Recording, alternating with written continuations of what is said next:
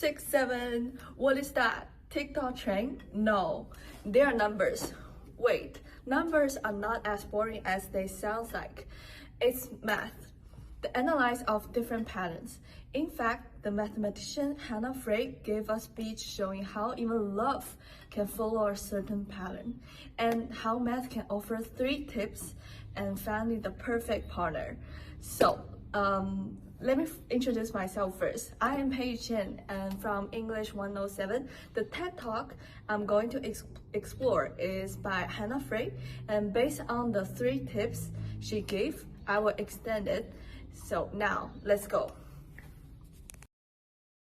The first top tip is how to win at online dating. But it turns out that on an online dating website, how attractive you are does not dictate how popular you are. And actually, having people think that you're ugly can work to your advantage. The second tip is how to pick the perfect partner. It says then that what you should do in the first 37% of your dating window, you should just reject everybody as serious marriage potential. And then you should pick the next person that comes along that is better than everybody that you've seen before. The third tip is how to avoid divorce.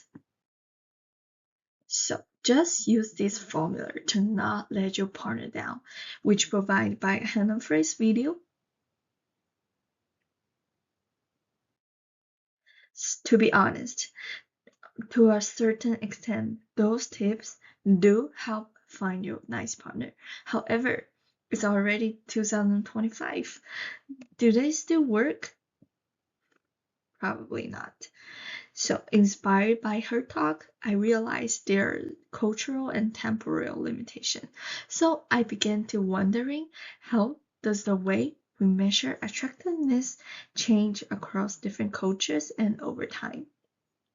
While her insights were based on the data and pattern primarily from Western context in 2014, and I'm interested in examining whether those models can still be applied across different society and in our today's digital era.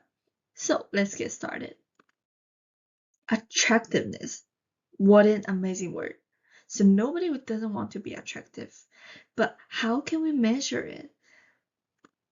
Hannah Frey mentioned 2 variables in her video, genetic beauty and polarization.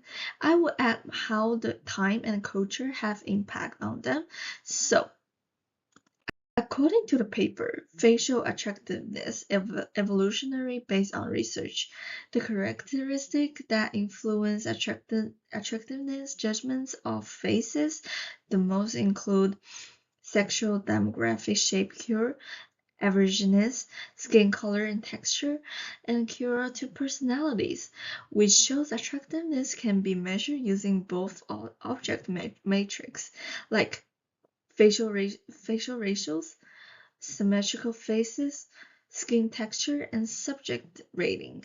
For example, personality, cultural preference, and something else. Over time, people's perception of attractiveness has changed due to many different patterns, such as social, cultural, and technology developments. In the past, body shape and facial feature associated with wealth and health, such as fuller figure in some historical period, were considered attractive. In contrast, modern beauty ideas often emphasize the slimness, symmetry, and youthful appearance. They're influenced by the media and global fashion trend. Now, imagine now you're in Europe. The ideal man isn't the gym guy with abs or TikTok influencer who push ups on camera. No. Back then, in 18th century Europe, the dream guy was kind of smart and poetic. However, it's like that. However, as time passed, this idea changed significantly. During the Industrial Revolution and later warm time period, though the focus shifted towards strength, discipline, and muscle guys.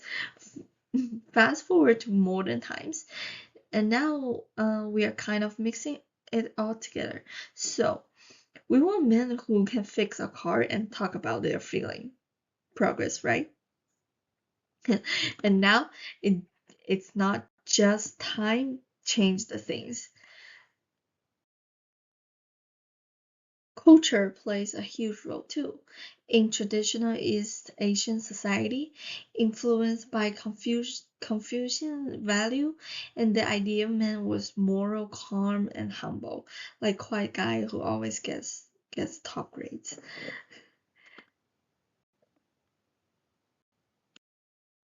Just like him. But in many indigenous or tribal cultures, this men with very strong muscle was all about bravery and protecting the community. Now let's jump to the online dating site. The paper What Makes You Click made preference on dating. Online dating found out the vertical preference alone cannot easily characterize mate preference. The horizontal preference, the preference for similarity in particular, play an important role. Although physical attractiveness and income are largely vertical attributes, preference concerning a partner's age, education, race, and height reflect a strong preference for similarity. So, what does all this tell us? Whether it's 18th century poems or 21st century TikTokers and YouTubers, the way we measure attractiveness keep changing because we will actually keep changing. The culture and time shape what we value, from skin tone to symmetry, or muscles to morals. One century people admire pale, poetic gentlemen, the next century the tame athletes, and now we were out here liking people who send good memes and have emotional intelligence. However, attractiveness has gone from oil painting to selfie, from ballroom dance to dating app. Yet, for those shifting trends, one thing stayed the same, is that people are always searching for connection. Maybe the real pattern in love isn't just about ratio or orgasm, but also about how every generation redefine what is mean to be beautiful and what is mean to be loved. So yes, math can show patterns in love, but culture and time decide the formula. And no matter what time or place we were living, there's one equation that never changed. That is the human desire to find someone who sees us as beautiful in their own way. I hope all my viewers can find their true love too. And if your true love happens to be math, I will not judge. Finally, I'm going to thank my professor, Miss Ike, and my two partners for supporting me through the whole project. This is Sabrina and this is Ashley. Thank you so much. Bye bye.